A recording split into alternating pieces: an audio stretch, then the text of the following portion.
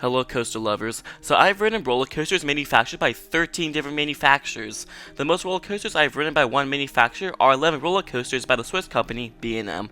But that's not really the focus of today's video. In the past, it used to be the manufacturer, Vekoma, that took that spot, and I have ridden 7 different Vekoma coasters, and this is all of them ranked from worst to best. So if you are new here and are looking for roller coaster content, this is the channel to be at. So before we begin, if a specific coaster you have ridden by Vekoma is not on the list, that means I've never been on it, which is a huge bummer. But let's begin the list with the most forgettable coaster out of the credits that I have with Barnstormer at Magic Kingdom. This is the Vekoma Junior coaster in the Fantasyland section of this park.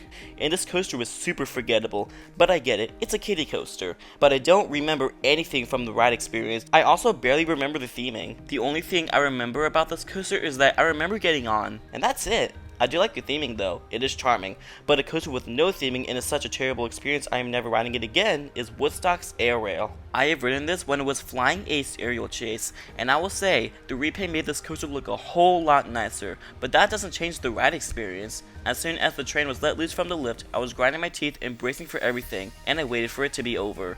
Because this ride is easily the worst inverted coaster I've ever ridden. It feels like it's going to shake the bolts off of the train from the track, and the layout isn't that good either. I think my biggest problem with this coaster is the restraints. They are very bulky and hard, and it is impossible to avoid headbanging. I'll throw a party if this coaster bites the dust. Going back to Magic Kingdom, this park is just Vekoma galore, but this coaster isn't that great. But I know, it's a family coaster. But anyway, taking the 5th spot is 7 Dwarfs Mine Train. This is a mine train style coaster, and I do like the theming, and of course, it's Disney. And to not sound repetitive, just acknowledge that the next Disney coaster has incredible theming. But anyway, towards the ride experience, it's fine. I like the gimmick of the swinging trains in the dark ride portion. I also got to ride this towards the back, and I had no idea there was a drop at the beginning. But I'm not really attached to the 7 Dwarfs though, but I can keep track on what is happening. Overall, not the worst coaster I've experienced. On to the number 4 spot. This coaster I have only ridden once, and I thought it was fine, and that is Dragon Flyer. This is the only Vekoma coaster I've ridden at Dollywood, and by the way, Big Bear Mountain was under construction during my visit, so I sadly did not get the chance to ride that attraction. But back to Dragon Flyer. This coaster is great for families, one of the best family coasters I have done. I can also acknowledge that it's shocking seeing an overbank on a family coaster. I do like the first drop, how it goes into the tunnel. The overbank wasn't the best, but I was surprised by the whip. Overall, not bad.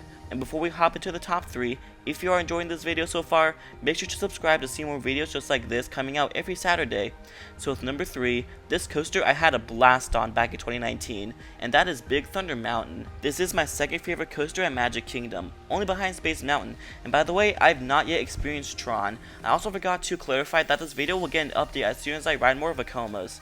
But anyway, I love all the canyon theming. I also remember as a kid, I was so worn out after doing a lot of rides at Magic Kingdom that I really didn't want to ride it, but I changed my mind as soon as I was about to board, and that was an amazing choice 10-year-old me made. There was also one transition I was not really prepared for, and it kinda hurt my neck, but it wasn't excruciatingly painful. Even though that happened, I still had a massive blast on it. On to the number 2 spot. This coaster is a fun one. Will I do it every time I visit this park? No, but I'll ride it once in a while with Invertigo. This is the only Boomerang I have ridden, and it will be for a long time. But it's a good one that I have heard from other people that experienced many Boomerangs before. While you're climbing up the lift backwards, depending on what row you're sitting, that is a scary moment, it's not even funny. But after that is a fun coaster. It's not too rough, not too much headbanging, so you luckily won't come off this ride with a headache, unlike with the other Boomerangs besides the one that has the vest like Speed of Sound or Jolly Rancher Remix. But if you want me to go more in depth into this attraction, you can go check out my review in the card above. So what takes the crown as the best roller coaster I've ridden by Vekoma? It is none other than the legendary Rock and Roller Coaster. There was no contest here. This was the obvious choice for the top spot. The way you launch into the dark is just amazing. Also with Invertigo, there is not a lot of headbanging, but there is a little during the ride layout. And speaking of it, the 3 inversions are great with the Sea Serpent Roll and Corkscrew. The theming is basically 3D cutouts of things you see in Hollywood, but that's fine by me. I like how it goes through the O in the Hollywood sign. So this coaster easily takes the cake as the best Vekoma coaster I've ridden as of late June of 2024. If you enjoyed this video, make sure to slap that like button, and there will be more ranked videos coming out soon.